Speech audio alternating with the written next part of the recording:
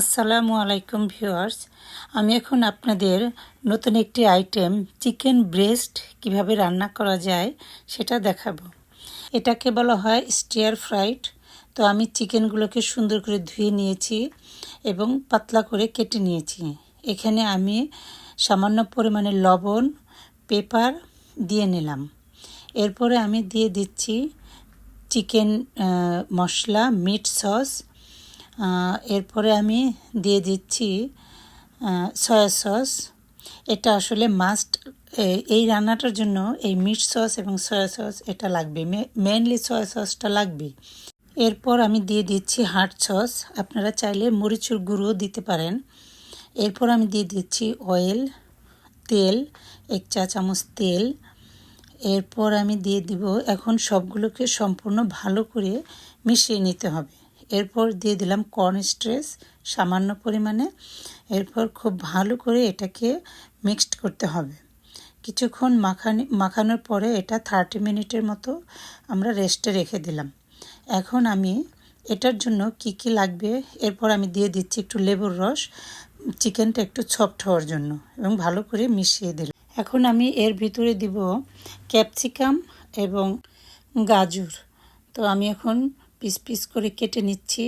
নির্দিষ্ট একটি সাইজে একই সমান করে কেটে নিতে হবে। তো আমি এগুলো ভালো করে ধুয়ে নিয়েছি আগেই। তো সুন্দর করে এখন একই সাইজ করে কেটে নিচ্ছি। এরপর দিব কাঁচামরিচ, কয়েকটা কাঁচামরিচ আমি মাঝখান থেকে ফালি করে নিব। তো আমি সবগুলো আমার রেডি হয়ে গেছে। এখন আমি এর মধ্যে রসুনের পিসগুলো ছোটো ছোটো পিস করে রেখেছি এবং 30 মিনিট হয়ে গেছে। আমি কড়াইতে তেল দিয়ে দিচ্ছি, পরিমাণ মতো তেল দিয়ে দিব। আপনারা চাইলে তেল, বাটার যে কোনো কিছু দিতে পারেন, বাটারও দেওয়া যায়, তবে আমি বাটারটা ইউজ করছি না। তেলটা গরম হয়ে এলে এর মধ্যেই রসুনগুলো দিয়ে দিলাম। রসুনটা হালকা ভাজি করে নেব, কারণ আসলে এই মশলা এখানে যেটাই দেই না কেন রসুনটা সবচেয়ে ইম্পর্ট্যান্ট। রসুনটা যখন চিকেনের মধ্যে যাবে একটা আলাদা স্মেল চলে আসবে। তো আমি প্রথমে রসুনটা ভেজে নিচ্ছি, একটু হালকা বাদামি কালার চলে আসলে দেন আমি মাখানো চিকেনটা তেলের মধ্যে দিয়ে দিচ্ছি। এখন চিকেনটা ভালো করে নেড়ে চেড়ে নেব। চিকেনটা যেন আস্তে আস্তে করে সুন্দর করে একটু ভাজা ভাজা হয়। চিকেনের কালারটা যখন বাদামি বাদামি হবে না, জাস্ট হালকা একটু বাদামি, লাইট বাদামি কালার চলে আসবে, তখন আমি এখানে কিছু মশলা আবার এর মধ্যে মিক্সড করে নিচ্ছি। মশলাটি হচ্ছে বিভিন্ন রকমের যে সসগুলি, সয়া সস, কেচাপ, বিশেষ করে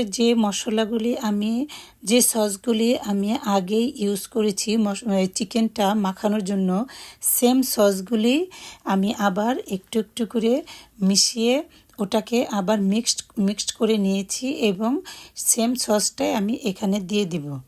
তো আপনারা আগেই দেখে নিন ওই সসগুলা, আমি আর নাম না বললাম। এরপরে আমি এখানে দিয়ে দিলাম আদা রসুন বাটা, সামান্য পরিমাণে আদা রসুন বাটা। এখন এটাকে আবার আমি খুব আস্তে আস্তে একটু সময় নিয়ে রান্না করতে হবে। আসলে এই রান্নাটা চিকেন রান্না বিশেষ করে এত তাড়াতাড়ি না করাই ভালো, কম জালে এবং একটু সময় নিয়ে রান্না করলে ভালো হয়। তো এখন আমি এর মধ্যে ক্যাপসিকাম এবং গাজরটা দিয়ে দিচ্ছি। তো এখন একসাথে আবারও আমি ভালো করে নেড়ে চেড়ে নিচ্ছি। এর মধ্যে আমি মিশানো সসগুলো আবার ঢেলে দিচ্ছি। তো এখন আবার এগুলো একসাথে সব মিক্সড করতে হবে এবং আবারও হালকা জালে নেড়ে চেড়ে নিতে হবে। একটু টাইম লাগবে, একটু সময় নিয়ে রান্না করলে রান্নাটা খুব টেস্টি হবে।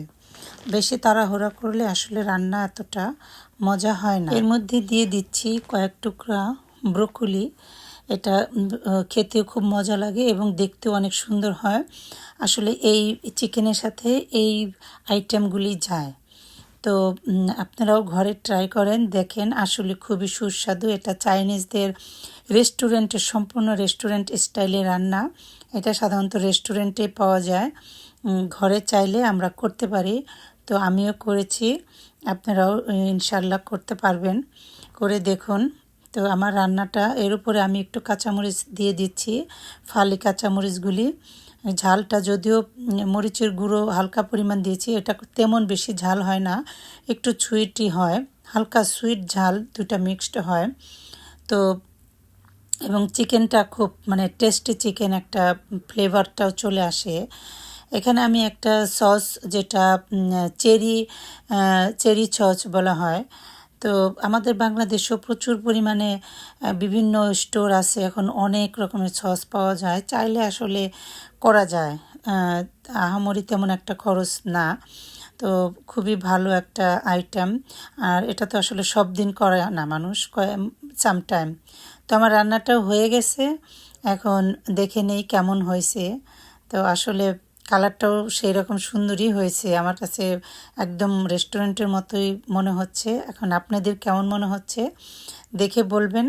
আর আমি খেয়েও দেখেছি, এটা অসাধারণ টেস্ট, দেখেন কতটা সুন্দর হয়েছে, রেস্টুরেন্টের স্টাইলই হয়ে গেছে।